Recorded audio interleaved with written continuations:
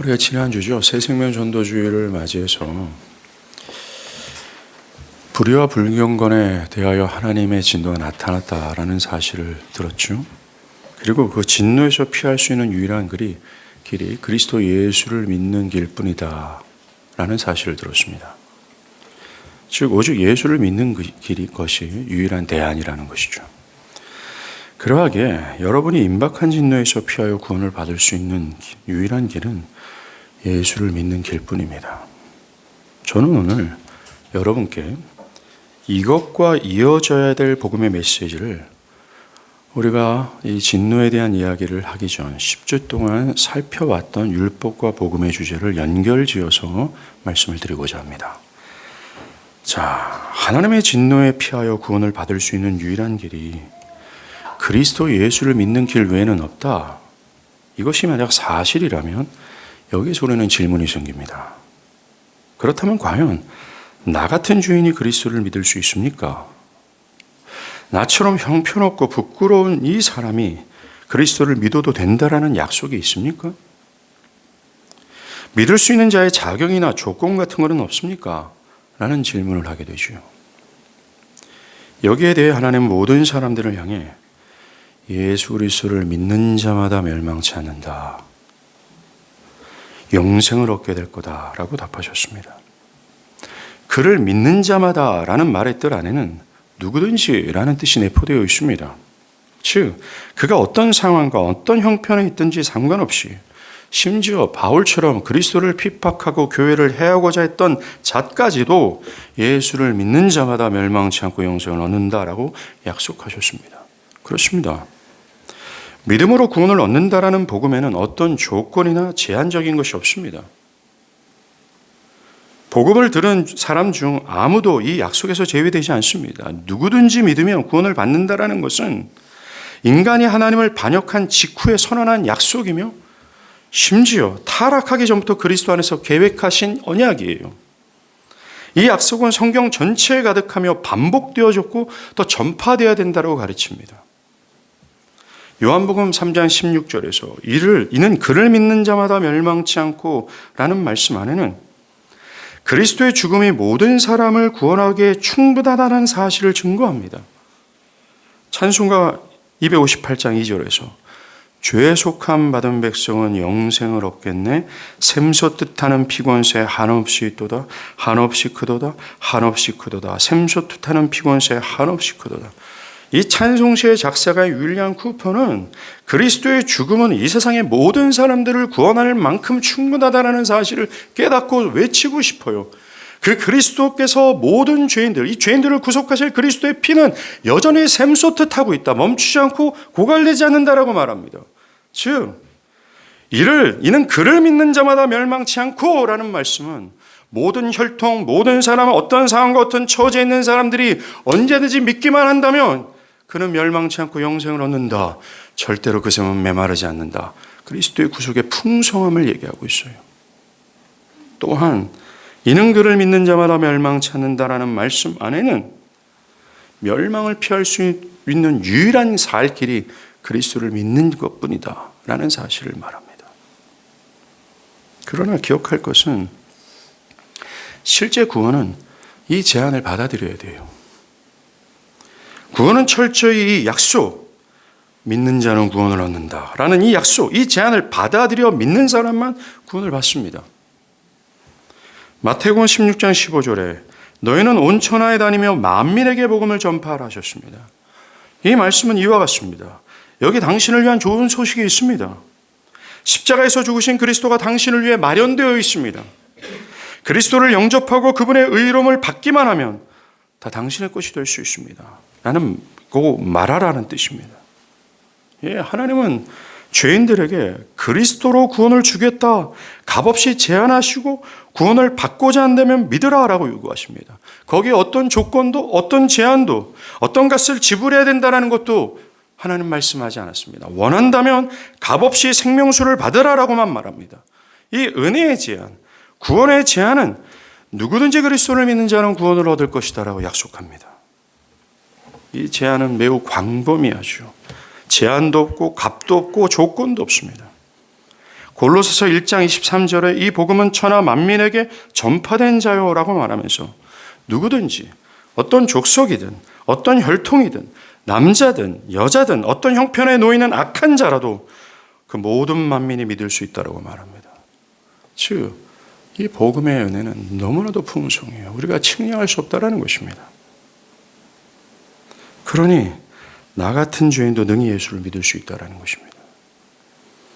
복음은 이 세상의 모든 죄인들을 향해 이미 그리스도께서 우리의 모든 죄를 짊어지시고 우리가 받을 형벌과 진노를 대신 다 받았으니 예수를 믿기만 하면 너희들이 구원을 받는다라고 말합니다. 그러니 의심을 말고 참된 마음과 믿음과 확신으로 그리스도께 오라 하나님 선포하고 계세요. 구원의 제안은 누구든지 온 천하에게 선포되었습니다. 조건이 없습니다. 그러하게 구원을 받기 위해서는 이 복음의 제안, 이 복음의 약속을 받아들이고 믿어야 합니다. 한 가지 생각할 것은 우리가 믿을 때 그 믿음이 부족해서 믿음에 큰 확신은 없고 믿기를 원하지만 정말 나 같은 죄인이 믿는다고 이 더러운 죄가 정말 확실히 있어질 수 있을까? 과연 나 같은 자가 하나님 앞에 의롭다움을 받을 수 있을까라는 염려 속에서 의심하는 사람들이 있습니다. 자신이 보기에 자신이 너무나 부끄러운 죄인이기에 이 복음의 제안, 이 하나님의 엄중한 약속을 믿기는 하지만 그것에는 자신이 해당되지 않는다라는 이 부끄러움과 죄스러움과 그것을 받아들이기 힘들어하는 사람들이 있습니다. 우리는 이분들이 구원 얻는 믿음이 아예 없다라고 생각해서는 안 됩니다. 이분들이 구원 얻는 믿음이 아예 없고 하나님께 용납을 받지 못할 것이다라고 생각해서는 안 됩니다. 이분들은 아주 매우 연약한 믿음을 가지고 있어요. 믿음이 약한 신자는 확신에 이를 수 없을 수도 있습니다. 하지만 우리가 생각해야 될 것이 있어요. 의심하는 것은 죄라는 겁니다. 왜냐하면 그것은 우리 죄를 대신하여 죽으신 그리스도의 죽음이 완전한 속죄를 가져온 죽음이라는 사실을 부인하는 것이 될 수 있어요. 여전히 자신의 상태에 따라 행위에 따라 구원이 결정된다라는 이 율법주의에 매여 있는 모습이기 때문에 그렇습니다. 또 그리스도를 허락하실 정도로 우리에게 베푸신 하나님의 은혜와 사랑을 의심하기 때문이죠. 이 의심에 대해서 성경은 말합니다. 믿음이 작은 자여 왜 의심하느냐라고요. 너희는 의심하지 말라고 하십니다. 그러기에 의심이 있다면 하나님 앞에서 부끄러워하며 나에게 믿음을 달라고 간구하는 것이 옳아요. 어떤 분들은 자신이 선택받지 않았다면 내가 믿는다고 해도 소용이 없는 것이 아닙니까? 라고 질문할 수 있습니다. 그분들이 이렇게 질문하는 이유는 성경에서는 선택과 구원이 이미 정해졌다라는 말씀이 있기 때문에 그렇습니다. 이런 말씀을 근거로 그분들은 내가 이미 심판으로 정해졌다면 믿을 수 있나요? 믿을 때 무슨 소용이 있습니까? 라는 질문을 종종 합니다. 성경은 심판과 구원이 정해졌다라고 말합니다. 그러나 하나님은 결코 그들이 누구인지를 말씀하지 않으셨습니다. 그것은 철저히 감추셨어요. 성경은 내가 택함을 받았는지 버림을 받았는지 내가 어떻게 정해졌는지에 관심을 기울이지 않고 누구든지 예수를 믿으라고만 말합니다. 내가 선택을 받았는지 안 받았는지를 고민하지 않는다라는 거예요. 말라는 말씀을 하십니다. 복음의 제안은 누구든지 모든 사람에게 하십니다. 그러니 내가 택함을 받지 못했으니 예수를 믿은들 무슨 소용이 있습니까? 그렇게 말하지 말고 그리스도를 믿어 자신이 택함을 받았다고 확신하는 것이 더 지혜로운 거예요. 택함과 심판은 하나님께 속한 것이기에 그것을 알려하거나 심지어 그것을 스스로 판단하지 말라고 말합니다. 그것은 매우 교만한 거예요. 도리어 겸손하게 하나님이 세상을 이처럼 사랑하자 독생자를 주셨으니 이는 저를 믿는 자마다 멸망치 않고 영생을 얻게 하려 하십니다. 라는 이 약속을 보증 삼아 믿음의 손을 뻗는 것이 매우 합당하며 지혜로운 처사라는 것이죠. 하지만 이렇게 제가 하나님의 명령과 약속을 말씀드림에도 불구하고 어떤 사람들은 여전히 저처럼 더럽고 죄악된 사람도 하나님께서 믿으라고 명령하셨나요? 그와 같은 죄인도 믿으면 구원을 주시겠다고 약속한 것을 내가 확신해도 되나요? 라고 질문할 수 있습니다. 예, 그렇습니다. 이 명령과 약속을 절대로 의심치 마십시오. 그럴 필요가 없습니다. 예수는 자꾸만 온 천하 만민에게 복음을 전파하라 하셨습니다. 이 말씀의 뜻이 뭐예요? 그가 어떤 죄를 지었든지 어떤 패역을 저질렀든지 따지지 말고 그들이 믿기만 하면 그리스도께서 받아주시고 모든 죄를 용서해 주시고 구원해 주실 거라고 전하라라고 말합니다. 더욱이 주님은 자신을 가리켜 뭐라고 말씀했어요? 나는 죄인들의 구주다라고 말합니다. 바리새인들은 저 예수가 죄인들의 친구다라고 손가락질할 정도였어요. 이것을 깨달은 바울은 뭐라 그래요? 그리스도가 죄인들의 구주라고요? 그렇다면 여기 죄인 중에 괴수가 있습니다. 그리스도께서 나의 구주가 되어 주십시오 라고 해야 된다라고 말합니다. 예, 맞습니다. 여러분들, 그리스도는 죄인들의 구주가 맞아요. 죄인들의 구주입니다. 절대로 의인들의 구주가 아니라고 말씀하세요. 그렇다면 우리는 손을 번쩍 들고 바울처럼 나도 죄인 중에 괴수입니다. 그리스도께서 나의 구주가 되어 주십시오 라고 말하는 것이 합당합니다. 그렇다면 믿으라 말하는데 믿음이 도대체 어떤 역할을 하기에 믿으라는 말입니까? 되게 중요한 질문이죠.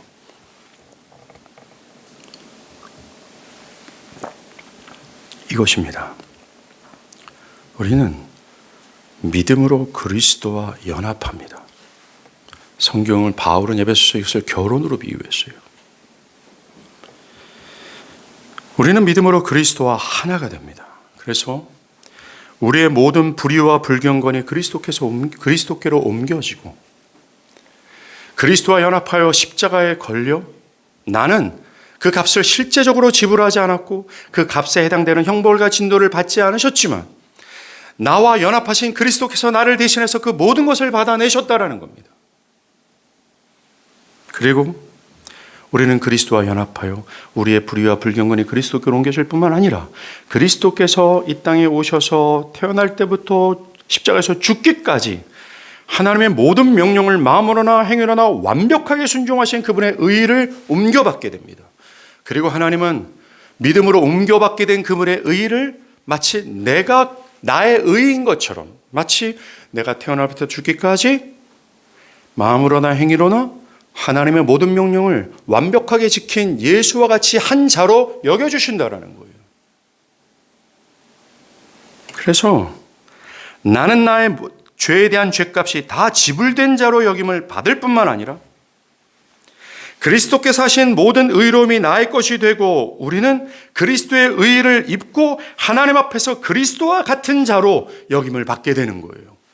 이게 바로 믿음의 역할입니다.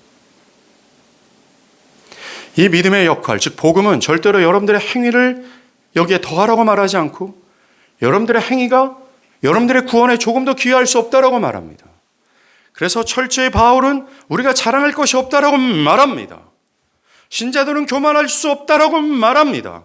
철저히 우리는 그리스도의 죽음의 공로 아래에 있는 자이며 그리스도, 이 100% 그리스도 때문에 그분의 온전한 기여로 말미암아 구원을 받은 자들이에요. 예, 믿음은 이런 역할을 합니다. 이런 믿음의 연합으로 인해 하나님은 우리를 우리의 진실된 상태로 보시는 것이 아니라 그리스도와 연합된 자로 보시는 거예요. 뭡니까? 그리스도와 같이 죄의 모든 죄를, 나의 모든 죄를 지불하고 자로 보실 뿐만 아니라 그리스도처럼 온전히 하나님의 모든 명령을 완벽하게 순종한 자로 모르시면서 의롭다 하시고 온전하다 하시고 우리를 아름답다 하시고 우리를 향해서 기쁨을 이기지 못할 정도로 우리를 사랑하시는 거예요. Because of Jesus. 예수 그리스도 때문에 말입니다. 그러니 하나님을 믿으라는 제안과 약속을 믿길 바랍니다. 그럼에도 하나님의 자녀가 되는 이 일이 너무나도 큰 일이라서 나 같은 자가 감히 믿어도 되는가라는 확신이 되지 못하는 사람들이 있습니다. 아닙니다. 사실 엄밀히 따지면 우리 자신을 진실하게 본다면 결코 죄사함을 받을 자격이 없는 자로 보는 게 맞아요. 믿을 자격도 없고 그저 영원히 죽을 존재로만 봐는 것이 마땅합니다. 왜요? 그게 사실이기 때문에 그렇습니다. 그래서 내가 거룩한 하나님의 자녀가 될 수 없다고 봐야 마땅합니다. 그러나 우리는 이런 율법을 근거로 나를 바라보는 것이 아니라 이 믿으면 구원을 받을 뿐만 아니라 믿으면 그를 영원토록 의롭다 하신다는 약속을 근거로 하나님이 나를 바라보시는 것처럼 이 약속을 두고, 즉 그리스도를 두고 하나님이 나를 바라보시는 것처럼 나를 바라볼 수 있어야 되는 거예요. 즉 그리스도와 연합한 자로 바라볼 수 있어야 한다는 것입니다. 사랑하는 여러분, 철저히 하나님은 행위 언약에 따라 우리를 보시는 것이 아닙니다. 즉 율법을 근거로 율법을 지키면 사랑하고 율법을 어기면 내가 너희를 죽일 것이다 라고 하는 이 행위 언약의 범주에서 우리를 바라보시는 것이 아니라 믿는 자는 철저히 믿으면 내가 영원토록 그를 의롭다 여기신다라고 하는 이 은혜 언약의 약속을 따라 우리를 의롭고 사랑스러우시며 아름다움으로 바라보신다라는 거예요. 이것은 철저히 그리스도 안에서 믿는 자를 그렇게 보신다라는 하나님의 약속이에요. 사랑하는 여러분, 예수께서 세례 요한에게 세례를 받으러 나가실 때 하늘에서 예수께 이러한 소리가 들립니다. 이는 내 사랑하는 아들이요 내 기뻐하는 자라. 하나님의 말씀이죠. 이 말씀은 그리스도를 위한 것이 아닙니다. 철저히 믿는 자를 위한 거예요. 요한복음 12장 30절에서도 이 소리가 난 것은 나를 위한 것이 아니요 너희를 위한 것이다 라고 주님이 친히 말씀하셨기 때문입니다. 왜요? 예수님은 굳이 그럴 음성을 들을 필요가 없습니다. 본질적으로 하나님은 그렇게 바라보시기 때문에 그래요. 이 말씀을 하신 것은 믿는 자를 향한 하나님의 마음의 표현입니다. 이제부터 그리스도와 그리스도로 말미암는 그리스도를 머리로 둔 교회를 향한 하나님의 마음의 표현이라는 것입니다. 누구든지 그리스도를 믿는 자들을 그리스도와 연합된 자로 보시면서 그리스도만큼 사랑하시고 그리스도만큼 기뻐하시고 그리스도만큼 영화롭다 하시고 그리스도만큼 영원토록 사랑하시는 거예요. 이게 하나님이 그리스도를 두고 하신 약속이에요. 아담이 타락한 하나님을 반역한 직후에 선언한 약속이고 성경 전체는 이 메시지로 가득하며 이 약속으로 충만하다라는 겁니다. 오늘도 성령께서는 살아 역사하셔서 여러분들에게 이 약속을 향하게 하시고 이 약속이 얼마나 존귀하고 가치 있는 산다는 사실을 마음속으로 깨닫게 하시는 거예요.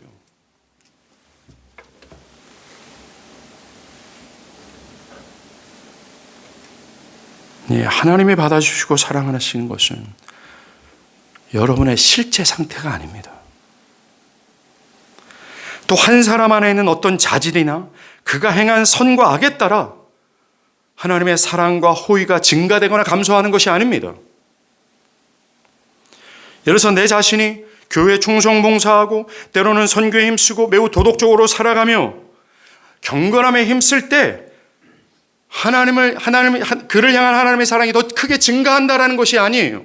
반대로 우리가 죄에 넘어지고 부족하고 자기 없는 모습으로 살아갈 때 그 사랑이 줄어든다는 얘기가 아닙니다. 우리의 행위에 의해서 이것이 달려있는 것이 아니에요.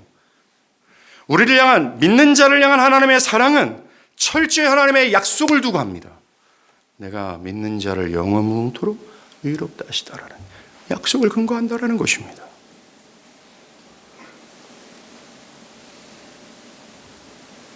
하나님은 믿는 자를 영원토록 이는 내 사랑하는 아들이요 내 기뻐하는 자다 말씀하세요. 이 하나님의 그리스도 안에서 행하시는 이 하나님의 형용할 수 없는 사랑이 보입니까? 풍성한 은혜가 보입니까? 우리의 율법주의적 사고로서는 도저히 이것을 헤아릴 수 없을 정도로 이 사랑을 아십니까? 오늘 하루아침만 보더라도 아니 일주일의 삶을 우리가 보더라도 우리는 하나님께서 사랑하시는 것이 아니라 우리를 하나님께서 마땅히 버려줘야 될 불경건 삶 속에서 살아왔던 우리 자신이에요. 그럼에도 불구하고 우리가 그리스도 안에 있다는 사실로 변함없이 흔들리지 않고 그리스도 안에 있는 너희를 내가 영원토록 의롭다 지금도 사랑스럽다 하신다는 겁니다. 그러하기에 하나님의 이 무궁하고 풍성한 사랑을 받는 자녀가 되기 위해서는 믿어야 합니다. 믿음으로 그분의 사랑하시는 아들 그리스도께 달라붙고 그리스도를 붙들어야 되며 그리스도를 온 마음 다해서 목을 끼워 안아야 돼요. 이와 같이 오직 믿음으로 구원을 얻는다라는 이 명령과 약속이 여전히 있음에도 불구하고 또 강팍한 어떤 사람들은 이 약속을 믿지 않고 믿는다고 다 됩니까? 그런 시덥지 않은 소리 하지 마십시오 라고 말합니다. 또 여전히 어떤 분들은 율법주의에 사로잡혀서 오직 믿음으로 된다라는 것은 알기는 알지만 그래도 좀 부족합니다. 나는 좀 더 분발해야 됩니다 라고 하면서 여전히 율법을 통해, 즉 자신의 노력과 열심을 통해 내가 좀 더 거룩해져야 하나님께 의롭다함을 받을 수 있다라는 착각을 하고 있어요. 이미 로마서 3장 21절 그러나 되기 전에 20절 19절에는 사도 바울은 율법의 행위로는 하나님 앞에 결코 의롭다함 얻을 육체가 없다라고 말했습니다. 그래도 불구하고 여전히 그것을 소망하고 뭔가 기대하고 있다는 거예요. 또 어떤 사람들은 여전히 자신의 죄와 부패한 상태를 부끄러워하면서 자신이 너무나 죄악되기에 그리스도가 자신을 받아주지 않을 거라는 생각을 합니다. 아닙니다. 이건 그리스도의 복음을 무시하는 꼴이고 바울이 전한 이 진리를 부정하는 꼴이 됩니다. 아닙니다. 바울은 그리스도 예수께서 죄인을 구원하시려고 세상에 임했다라고 말합니다. 하나님이 경건하지 아니하는 자를 의롭다 하신다라고 말합니다.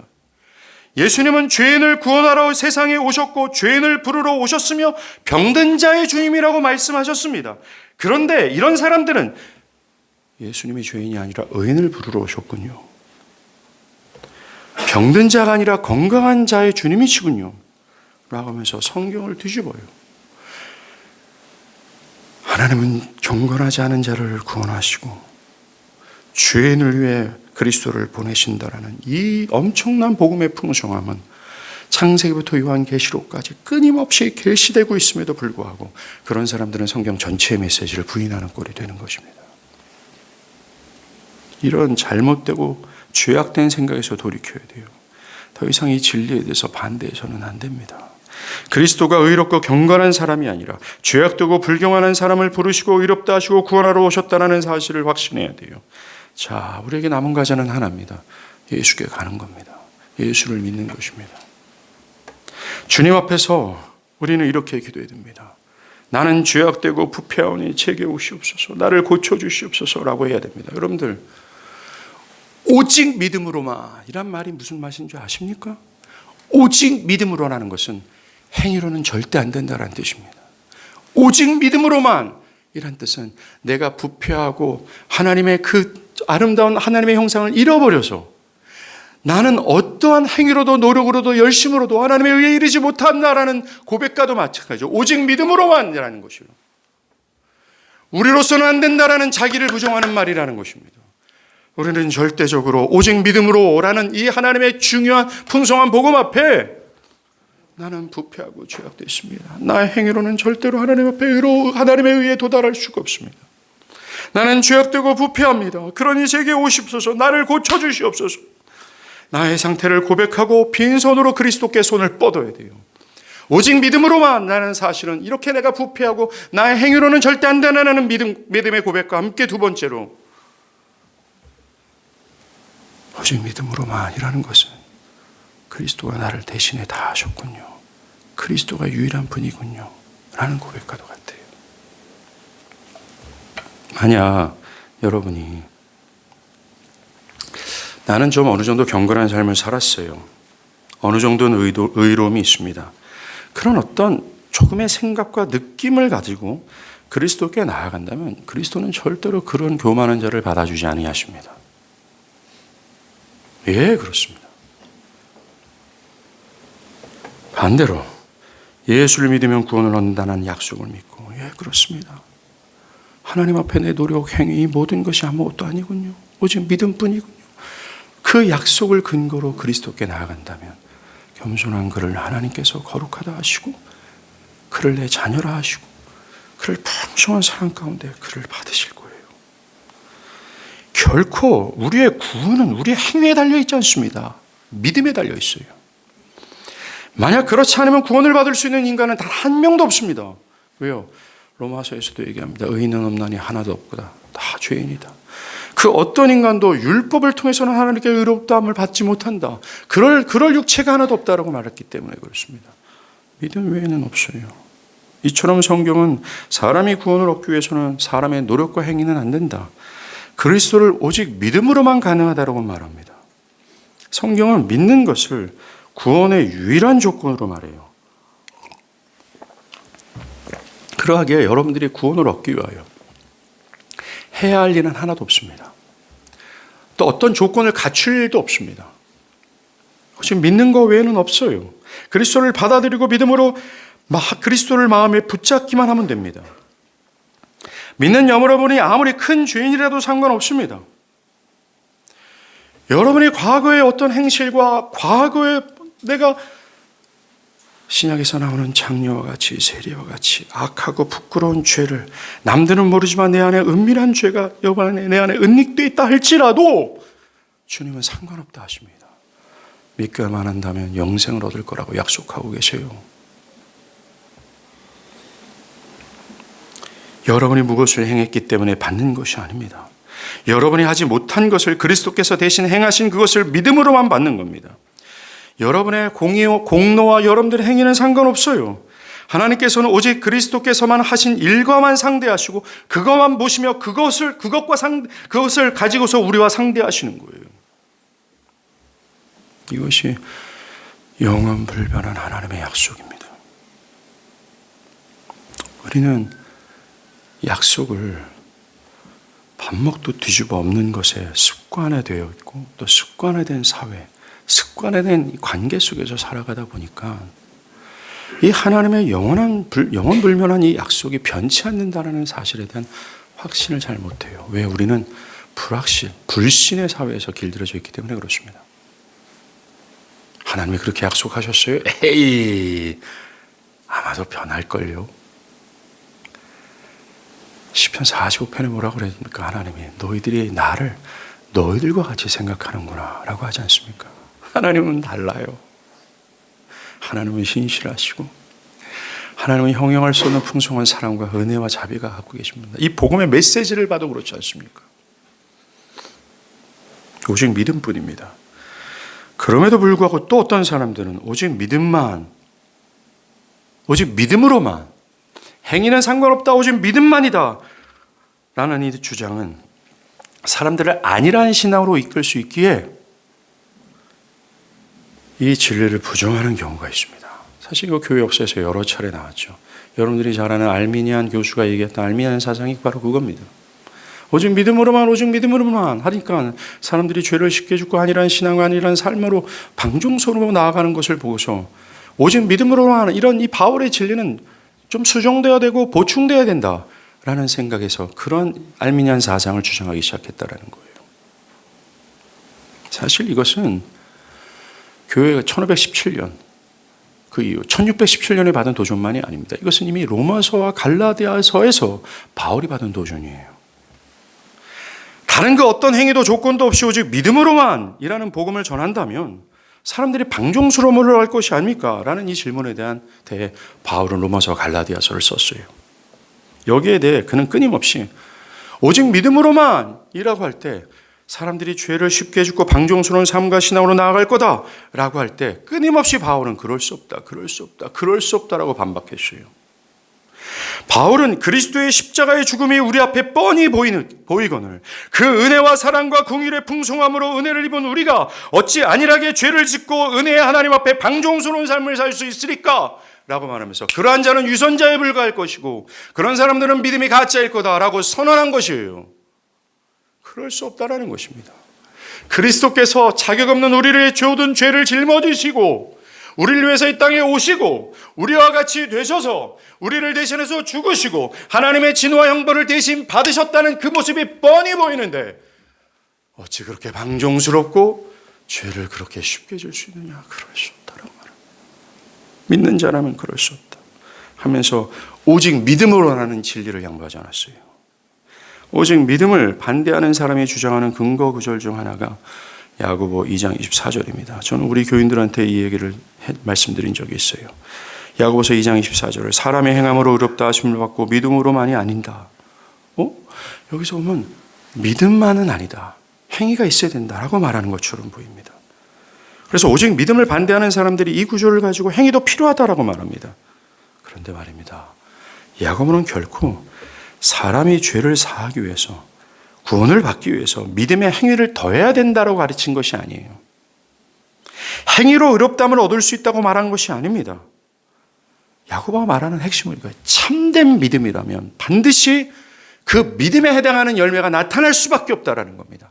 선한 행위가 나타날 수밖에 없다라는 거예요. 그리스도를 사랑하고 사랑하는 그 내면은 그리스도를 사랑하는 어떤 행위가 나타날 수밖에 없다라는 겁니다. 그러면서 야고보는 말합니다. 나는 믿습니다. 나는 믿습니다라고 말하면서 이 믿음의 선한 열매가 나타나지 않는 자들을 향해서 너희는 위선자니 돌이켜 회개하라. 참 믿음을 간구하고 추구하라. 라는 의도에서 이 말씀을 한 거예요. 예, 믿음은 행함으로 증명될 수밖에 없어요. 우리는 오직 믿음으로만 구원을 받지만 믿음은 가만히 있지 않습니다. 믿음은 우리 내면 안에서 꿈틀거려 행함이라는 선한 행함이라는 열매를 맺습니다. 영혼을 사랑하고 영혼을 섬기고 그리스도를 사랑하고 그리스도를 섬기며 그리스도의 몸된 교회에 대한 그 경외심과 그의 몸된 교회에 대한 사랑과 그 애정과 함께 예배서 4장에서 나오는 교회된 자로서의 자라남이 있다는 거예요. 야고보는 이걸 지적하는 겁니다. 그래서 하이델베르그 교류 문답은 이렇게 말합니다. 오직 믿음의 교리가 사람을 안일하게 하며 사악하게 만들지 않겠냐라는 질문에 대해서 절대로 그렇지 않습니다. 참된 믿음으로 그리스도께 접붙여진 사람은 감사의 열매를 맺지 않을 수 없기 때문입니다. 라고 말합니다. 예, 그래요.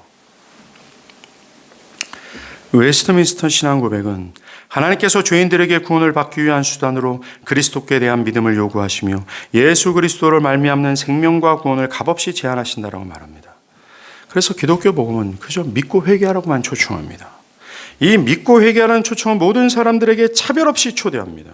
그런데 이 율법주의자들의 문제예요. 이들은 죄를 깨닫고 통회한 사람만 예수께 나오라고 말합니다. 다시 말해서 그리스도를 믿을 수 있는 자격은 그들 내면에는 어떤 자질을 갖춰야 된다는 얘기죠. 어떤 조건을 갖춰야 된다는 얘기입니다. 아닙니다. 이것에 대해서 보스턴 목사는 이런 얘기를 했어요. 그리스도께서는 모든 사람, 심지어 가장 끔찍한 죄인까지도 차별 없이 이 신령한 잔치에 초대하십니다. 오호라 너희 모든 목마른 자들아 물러나오라. 돈 없는 자도 오라. 너희는 와서 사 먹되 돈 없이 값없이 와서 포도주와 젖을 사라. 너희가 어찌하여 양식 아닌 것을 위하여 또 은을 달아주며 배부르게 하지 못할 것을 위하여 수고하느냐. 이것이 바로 어떤 조건도 가로막지 못하는 복음의 초대입니다. 이 복음의 초대는 그리스도를 기꺼이 영접하라는 모든 사람들을 아우릅니다. 이들의 처지가 어떠하던가 어떠했는지 상관없습니다. 그런데 이 율법주의자들은 이 복음의 풍성한 초대를 부인합니다. 율법주의자들은 복음은 오로지 택함 받은 사람, 적어도 자신이 내가 잃어버린 죄인이구나 라는 사실을 깨달은 사람, 어떤 택함 받은 자의 증거가 보일 때만 그런 사람에게만 전파되어야 되고 그런 사람만 그리스도께 나오겠다라는 생각을 가지고 있습니다. 어느 정도의 죄를 자각해야 되고 어느 정도의 신앙의 열심과 진실함이 있는 사람만 믿을 수 있고 이 초대에 응할 수 있다고 생각해요. 어느 정도의 신앙적 태도를 보여야 되고 일상의 삶에서는 어떤 경건의 모습을 보여야 믿을 수 있다고 생각합니다. 매우 위험한 생각입니다. 이것은 성경 전체가 전하는 가장 중요한 메시지를 부인하는 모습입니다. 믿고 회개하라는 복음의 부르심과 제안을, 그런 조건을 거고 제안하는 것은 죄인이 그리스도께 나아갈 자격을 약속을 근거로 하는 것이 아니라 그 사람 안에서 찾기 때문에 그래요.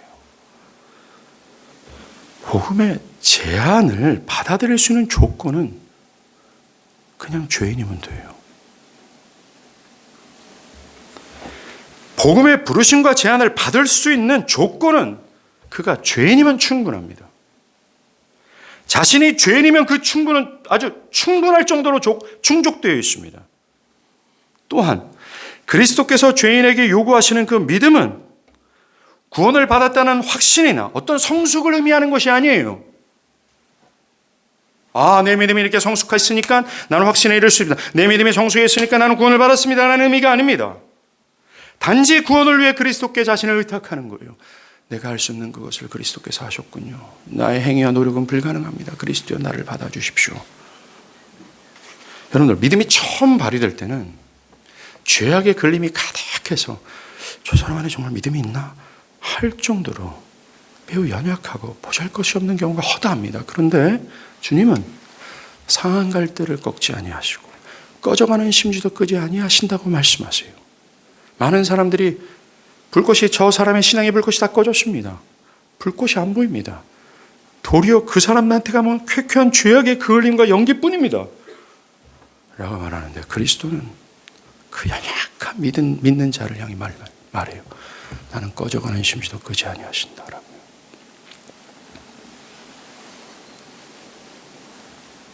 사랑하는 여러분, 불꽃이 활발 타오를 때 믿어야 된다는 생각을 버려야 돼요. 예. 우리는 그리스도를 믿을 때 어떤 자질, 어떤 자격을 갖출 필요가 없어요. 그리스도를 믿을 수 있는 사람은 딱 하나입니다. 죄인이면 충분합니다. 그를 향해 그를 믿는 자는 멸망치 않게 될 거다라고 약속하시죠. 구원을 찾는 사람이 오랫동안 확신에 이르지 못하는 이유는 거듭나야 함이 있어야 된다는 이 진리를 오해해서 할 경우가 많아요. 예. 여러분들, 우리가 믿으라고 할 때, 성경이 믿으라고 할 때 사람 내면 안에 그리스도를 믿는 능력이 내재되어 있다고 생각해서는 안 됩니다. 성경은 부패한 인간에는 믿을 수 있는 능력이 없다고 말해요. 그래서 거듭나야 된다고 말합니다. 거듭나야, 즉 성령께서 내면에 역사하셔서 믿는 믿음을 일으키셔야 믿을 수 있다고 말합니다. 성령께서 역사하셔서 내가 참된 죄인이며 지옥의 형벌 앞에서 절망하고 슬퍼하는 자만이 그리스도께 나아간다고 말씀하십니다. 예, 그건 분명한 진리입니다. 그런데 이 진리를 오해해요. 자신이 거듭난 자로서의 열매가 있어야 된다고 생각합니다. 그리고 거듭날 때 나타난 죄를 깨달아야 한다는 사실을 잘못된 방식으로 오해한다는 거예요. 사실 이렇게 오해하는 사람들의 영혼을 상당히 부드럽고 어린아이 같아요. 믿음으로 의롭다 한다는 사실은 알지만 그 양심이 그들을 정죄함으로 인해 선뜻 믿지 못합니다. 그럴수록 더 믿어야 됨에도 불구하고 여전히 잘못된 오해 가운데 그들은 사로잡혀져 있어요. 죄인이 구원을 위해 그리스도께 나아가려면 먼저 자신의 상태를 알아야 되고 죄를 깨달아야 된다는 건 분명한 진리예요. 그저 회개하고 믿어라. 믿을 때 기계적으로 믿으라는 얘기가 아닙니다. 믿으면 되겠네요. 이게 아니라는 것입니다. 우리는 믿고 회개하라는 복음에 제한이 없다는 것을 알아야 하지만 또한 사람이 부르심에 응답할 능력도 없고 응답하고 싶어 하지 않는다는 사실도 알아야 돼요. 성령이 무언가 해주셔야 돼요. 성령이 도와주셔야 됩니다. 그래서 우리는 애통과 두려움과 함께 성령의 도우심을 간구해야 돼요. 절대로 성령으로 거듭나지 못한 사람들은 스스로 믿고 회개할 수 없어요. 성령께서 자신이 주님의 명령을 온전히 순종하지 못한 죄인이고 앞으로도 반역할 수밖에 없는 죄인임을 깨닫게 해주셔야 합니다. 그래서 자신의 죄를 깨닫고 주여 구원해 주세요. 그렇지 않으면 저는 멸망입니다. 라면서 그리스도를 향해야 됩니다. 그러나 자기 죄와 죄책을 진실로 깨달은 사람만이 그리스도께로 피할 수 있다라는 잘못된 생각을 하는 순간 헷갈려요. 어느 정도 죄를 깨닫고 자신의 죄책을 깨달아야 그리스도께 피할 수 있다라는 이 잘못된 생각을 하는 순간 진리체계가 무너지는 겁니다. 이 사람들은 스스로 묻습니다. 내가 죄의 자각이 있나? 그 죄의 자각이 충분한가? 나는 정말로 회개를 했나? 그렇지 않구나. 그러니 나는 복음의 초청에 응할 수 없구나. 여러분들, 이것은 위선자나 거짓 회심자들이 상상하지 못하는 일입니다. 이해하지 못하는 일이에요. 이런 위선자 같은 유선자들은 아무런 문제가 되지 않아요. 이런 증거는. 진실로 근심하는 사람들을 괴롭히는 심각한 문제를 그들은 모릅니다. 스펄전이 이런 얘기를 했어요.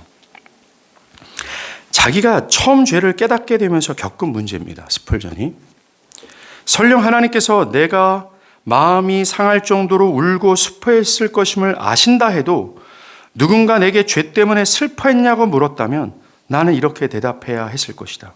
아니요, 저는 죄 때문에 진심으로 슬퍼한 적이 없어요. 라고 할 정도로 진실로 죄를 깨달은 사람들은 말입니다. 묻고 물어도 나는 진정으로 죄를 깨달은 적이 없는 것처럼 느껴요. 이게 진실입니다. 근데 위선자들은 자신의 과거에 깊이 회개한 그 하나의 사건, 일회적인 사건을 붙들면서 나는 죄를 자각했고 나는 죄를 회개했습니다라고 말합니다. 그것과 진실한 사람들의 차이가 바로 이거라는 거죠. 왜요? 아무리 깊이 깊이 회개했다 할지라도 깊이 회개한 사람은 죄를 혐오하고 거룩에 힘쓰기 때문에 그 거룩에 힘쓰고 죄를 미워할 때 여전히 죄를 짓고 여전히 죄 앞에 연약하게 쓰러지는 나 자신을 발견하기에 나는 참으로 죄를 깨닫지 못한 인간이구나 라고 깨달을 수밖에 없다라는 것입니다. 이상한 점은 죄인에게 전하는 초대를 가장 안 받아들이는 사람은 죄를 자각한 사람이라 할 수 있어요. 자각한 죄인은 죄를 깨우친 증거를 찾으려고 자기의 마음을 살필 것이고 어떤 증표를 찾으려고 자기의 마음에 들출 겁니다. 그러나 찾지 못하고 오직 부패함만 찾게 될 거예요. 그래서 절망하고 부끄러워서 복음의 손을 뻗지 못합니다. 아니에요. 그럴수록 나의 행위와 노력으로는 불가능하구나. 내 열라하는 것으로는 안 되는구나. 열라 내가 뭘 한들 안 되는구나.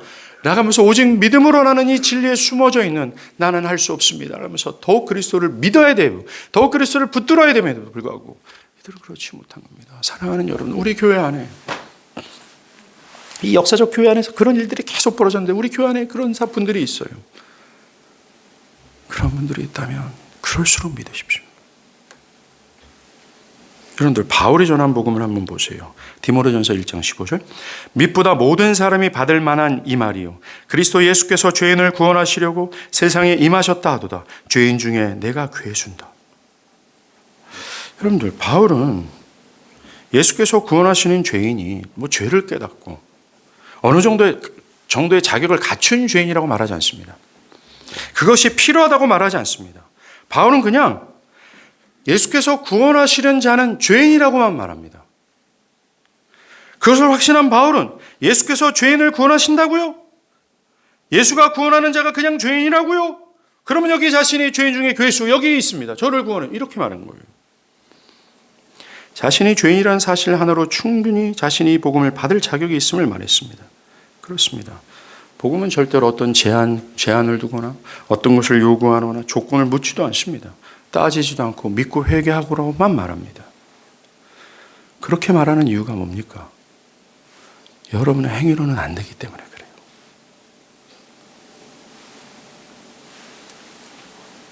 결론을 맺겠습니다. 나 같은 자도 믿을 수 있습니까? 나 같은 자도 믿을 수 있다라는 약속이 있습니까? 나 같은 자도 믿을 때 영생을 얻는다라는 약속이 있습니까? 예, 그렇습니다. 누구나 어떤 처지에 있든지 상관없습니다. 우리는 이 사실을 깨닫고 성령의 도우심을 의지하며 겸손히 그리스도를 믿으라는 복음의 초청에 응해야 돼요. 자신의 조건을 보면서 자신은 아직 자격이 없어서 믿음으로 구원을 얻는다는 약속을 붙들 수 없다라고 하는 어리석게 생각하는 분들이 있다면 그 어리석은 것을 버리고 약속을 붙드십시오. 그러하게 믿는 자는 자신이 할 수 없는 그것을 그리스도께서 다 하셨다. 믿는 자는 내가 할 수 없는 것을 그리스도께서 나를 대신에 다 하셨다라는 사실을 깨닫고 그 은혜에 감사하는 것이 마땅하죠. 그를 사랑하는 것이 마땅합니다. 그 감사와 사랑 속에서 하나님의 모든 율법이 사랑스러워져야 되고 그 율법이 나에게는 기쁨이요 자원하는 것이 돼요. 그 율법을 가지고 그리스도를 따라가는 것이 마땅해야 되는 것입니다.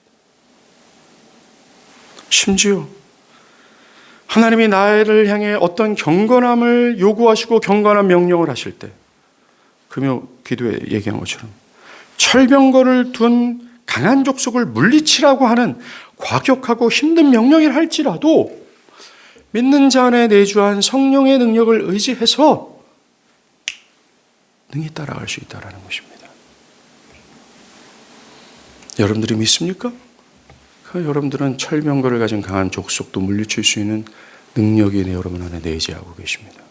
문제는 하지 못해서가 아니라 하기 싫기 때문이겠죠. 이 시간 저는 지난주에 이어서 오늘 말씀을 듣고 회개하고 예수를 믿기를 바라는 분들에게 초대합니다. 여러분들은 믿을 수 있으며 여러분들이 믿을 때 하나님은 여러분들을 향해서 내 사랑하는 자, 내 기뻐하는 자다라고 말씀하실 겁니다. 영은 무궁토록. 이미 믿는 자가 계시다면 이 복음의 풍성함과 그리스도의 그 어마어마한 공로와 성령의 그 수고하심에 깊이 감사하십시오. 그리고 내 안에 내주하고 계신 성령을 의지하며 경건에 힘쓰십시오. 하지 못합니다. 이것은 성령을 무시하는 말이고, 하지 못합니다. 이 말은 내 안에 성령의 능력이 없다는 말이며, 하지 못합니다. 라는 것은 분명한 핑계에 불과합니다. 하기 싫어하는 주를 따르길 바랍니다. 기도하시겠습니다. 이 시간 기도하시겠습니다.